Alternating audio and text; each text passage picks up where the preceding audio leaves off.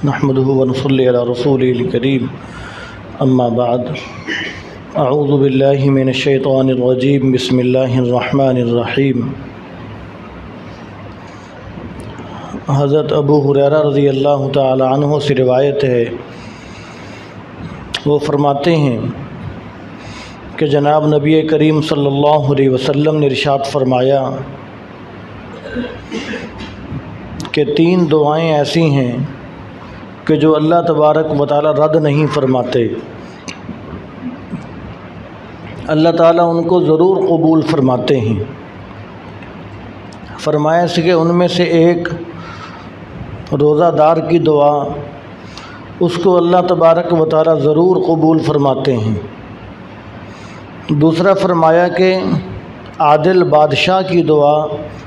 کہ اس کی دعا کو بھی اللہ تبارک و تعالی ضرور قبول فرماتے ہیں۔ اور تیسرا فرمایا کہ مظلوم کی دعا، کہ اس کی دعا کو بھی اللہ تبارک و تعالی ضرور قبول فرماتے ہیں۔ تو ان 3 دعاؤں کے متعلق آپ صلی اللہ علیہ وسلم نے ارشاد فرمایا کہ اللہ تعالیٰ ضرور قبول فرماتے ہیں، اور ان میں سے پہلی دعا جو ارشاد فرمایا کہ وہ روزہ دار کی دعا ہے۔ یہ اللہ تبارک و تعالیٰ کا خاص انعام ہے کہ آدمی اس کی ذات کے لیے بھوکا پیاسا رہتا ہے تو وہ اللہ تبارک و تعالیٰ کا اتنا محبوب ہو گیا کہ اللہ تبارک و تعالیٰ اب اس کی دعاؤں کو بھی قبول فرماتے ہیں۔ اب یہاں پر ایک ضروری بات یہ کہ ہمارے ذہن کے اندر آتا ہے کہ جی ہم روزہ رکھتے ہیں، دعا بھی کرتے ہیں، ہمیں دعا قبول ہوتی نظر نہیں آتی۔ تو یہاں پر یہ سمجھنا ضروری ہے کہ دعا کی قبولیت کی کچھ صورتیں ہیں، ان تمام صورتوں کے اندر یہی سمجھا جائے گا کہ یہ دعا اللہ تعالیٰ کے ہاں قبول ہے۔ ان میں سے ایک صورت یہ کہ آدمی جو مانگے اللہ تبارک و تعالیٰ وہی عطا فرما دیں، اور دوسری اس کی صورت یہ ہے کہ آدمی دعا کی برکت سے، کہ اللہ تبارک و تعالیٰ دعا کی برکت سے اس آدمی پر کوئی آنے والی مصیبت ٹال دیتے ہیں، کوئی پریشانی دور کر دیتے ہیں، تو اس دعا کو بھی کہا جائے گا کہ یہ دعا بھی اللہ تعالیٰ کے ہاں قبول ہو گئی، کہ دعا کی برکت سے اللہ تعالیٰ نے کوئی بہت بڑی مصیبت ٹال دی۔ اور پھر یا یہ ہوتا ہے کہ دعا کے بدلے اللہ تبارک و تعالی قیامت کے دن بہت زیادہ اجر و ثواب عطا فرماتے ہیں، یعنی اس دعا کو اللہ تبارک و تعالی آخرت کے لیے ذخیرہ کر لیتے ہیں۔ اور قیامت کے دن اللہ تبارک و تعالی حدیث شریف کے اندر آتا ہے، اپنے بندے سے کہیں گے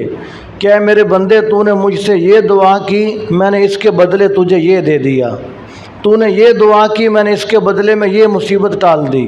تو نے یہ دعا کی، اس کے بدلے میں نے تجھے یہ عطا کر دیا۔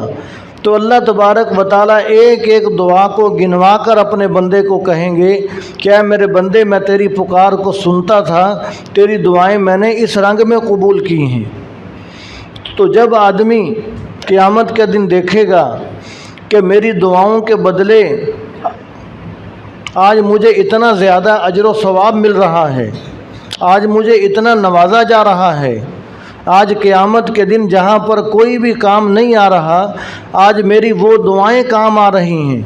تو آپ صلی اللہ علیہ وسلم نے فرمایا کہ اس دن آدمی تمنا کرے گا کہ کاش کہ دنیا میں میری کوئی دعا بھی قبول نہ ہوتی، ساری دعائیں یہاں کے لیے ذخیرہ بنا کر رکھ لی جاتی۔ اس لیے کہ دنیا تو ایک مختصر سا وقت ہے، مختصر سی زندگی ہے، یہ تو گزر ہی جائے گی۔ اصل تو یہ ہے کہ آدمی کی آخرت سنور جائے، وہاں پر آدمی کے لیے دعائیں ذخیرہ بن جائیں،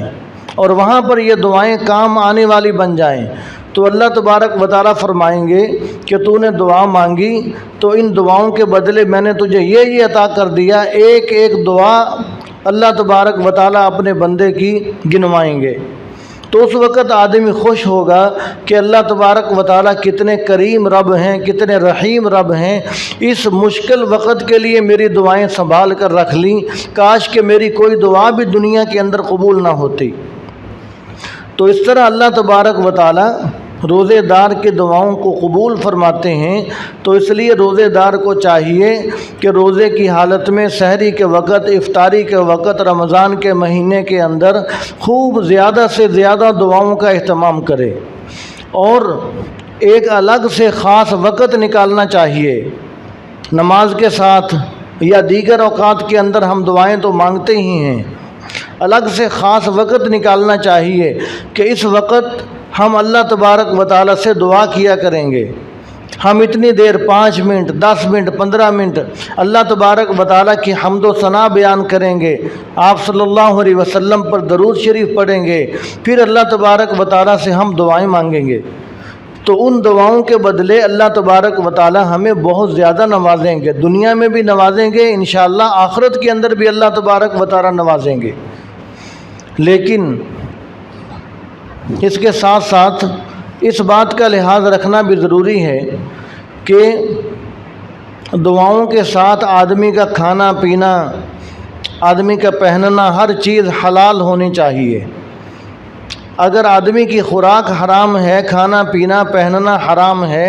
تو پھر دعا قبول نہیں ہوتی۔ آپ صلی اللہ علیہ وسلم نے ارشاد فرمایا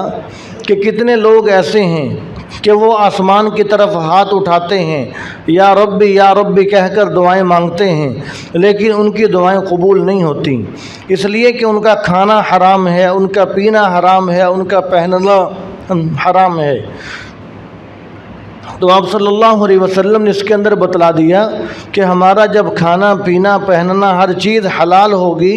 تو پھر یہ حلال جو ہے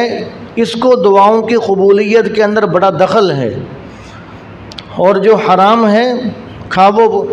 کھانے پینے کی شکل میں ہو، پہننے کی شکل میں ہو، مکان کی شکل میں ہو، گاڑی کی شکل میں ہو، تو حرام جب ہمارے رزق کے اندر، ہماری سہولیات میں، ہماری زندگی میں داخل ہو جاتا ہے، تو حرام ایسی چیز ہے کہ وہ دعا کی قبولیت کے اندر رکاوٹ بن جاتا ہے۔ تو اس لیے ہمیں چاہیے کہ ہم اپنا کھانا پینا پہننا، گاڑی اور مکان اور شاپنگ، ہر چیز کے اندر ہم حلال کو اختیار کریں۔ جب حلال کو اختیار کریں گے تو پھر اللہ تبارک و تعالیٰ دعائیں بھی قبول فرمائیں گے۔ تو دعا ہے کہ اللہ تعالیٰ ہمیں عمل کی توفیق عطا فرمائے۔ يا أيها الذين آمنوا اتقوا الله وكونوا مع الصادقين